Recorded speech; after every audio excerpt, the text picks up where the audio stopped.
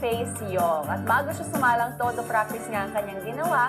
Kaya naman, gusto mo ba makita? Tingnan natin ang naging practice ng up-and-coming young actor na si Yong. Aray. Ayaw ko nang ibalik ka ng mag-isa ka. Ayaw ko nang isipin mo na nanggaling ka sa trahedya. Ang gusto ko, na nanggaling ka dito. Ina,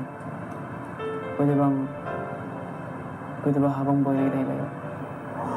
Pwede bang habang buhay na kitang itakas sa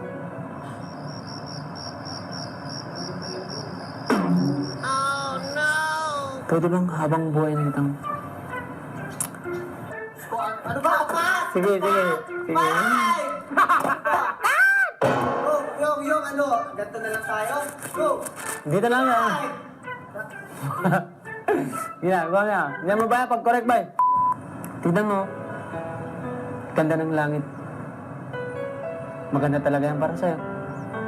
Ayaw ko nang ibalik ka ng mag-isa ka. Ayaw ko nang isipin mo na nanggaling ka sa trahedya. Ayaw ko nang isipin mo na... Ano? Kalimutan ko. Ayaw ko nang isipin mo na... Ay, ang gusto ko. Isipin mo na tayo sa trend. Balik, ulit na naman. Ano ba yung, ano ba? Galit? Isipin mo na lahat. Take two. Tingnan mo. Ganda ng langit. Hoy. Maganda talaga yan para sa'yo. Ano? Because everybody's saying it. Ayaw ko sana. Ayoko nang ibalik ka naman. Kalimutan ko. Yari, bye. Ang cute niyo. Iba talaga din ang charm ni Yong, no?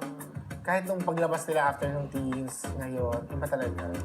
May something. Meron talaga. Nakakatawa kasi di ba kanina pinag-usapan natin, pag si Yong, yung naririnig natin sa confession room or may kausap na tao, hindi talaga ganun kaklaro yung bawat salita na sinasabi niya. Pero nung nag-audition siya kay Direk Rory, diretso rin. Klaro. Klarong-klaro, ang galing. At na-memorize niya. In fairness kayo, so may potential din sa'yo.